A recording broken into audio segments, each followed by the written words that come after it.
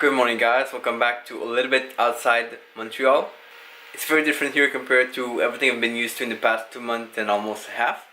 I've been really catching up yesterday on work a little bit, sleeping a little bit more than usual. It's freezing cold here compared to Bangkok, so I'm kind of a little bit destabilized, but it's gonna get better in the coming days.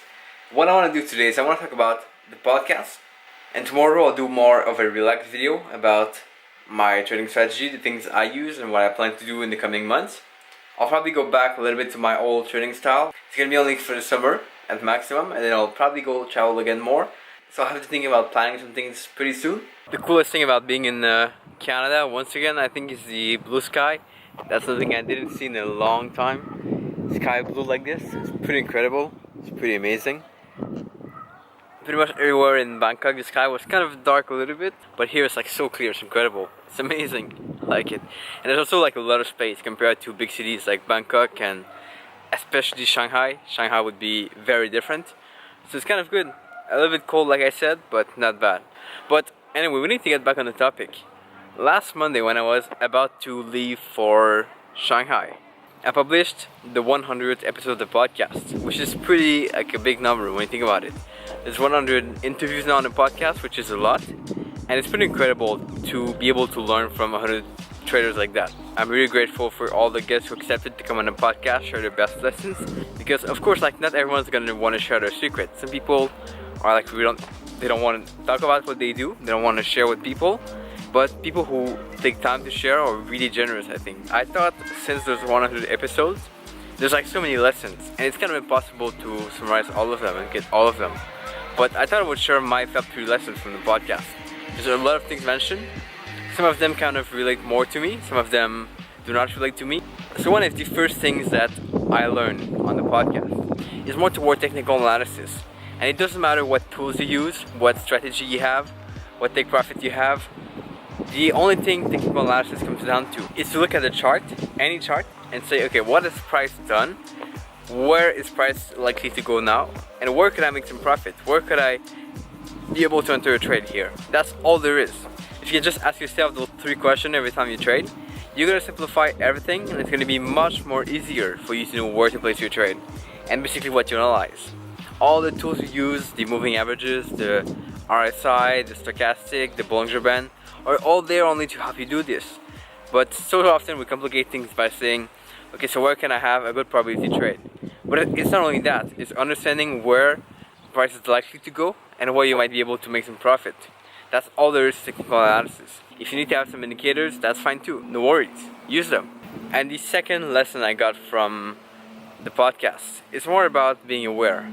And I think the more I get into this, the more I realize how kind of powerful we are as traders. If we take time to review what we do and journal and think about how we perform and being aware, we have so much power to be able to influence where we go, because we are the best people to see what we've done wrong and what we've done good. We just have to take the time to put an effort to be aware of how we feel and how we perform. But that is a big lesson. The thing you want to do is you want to take a journal and write down before placing a trade how you feel and why you feel that way. If you feel stressed all the time, think about why you feel stressed.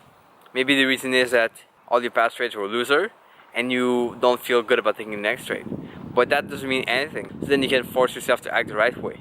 But lastly, all these things that I just talked about are going to be complete trash if you don't put in place the last thing. And that's going to be understanding that trading is all about probabilities. You need to understand that all your trades have the potential to be losses or winners. But whenever you want the market to do something, it's going to do the exact opposite most of the time. Because the odds are just like that. The odds are that you might lose as much as you might win. It's not a game of predicting the market. It's only a game of understanding what you're doing, making sure you're consistent with it, understanding exactly what you do, and then doing that, basically. The more you do this with distancing yourself from the outcome, meaning you don't care at all about what the market's going to do, whether you have a win or a loss, the easier it gets to trade right. If you get too caught up in what's happening and the profit you have and how much you lose or how much you win in a trade, you're just making it much harder psychologically on yourself. Focus on the process, and that's pretty much the reason why I don't look at my stats at all right now, except at the end of the month or the end of the quarter.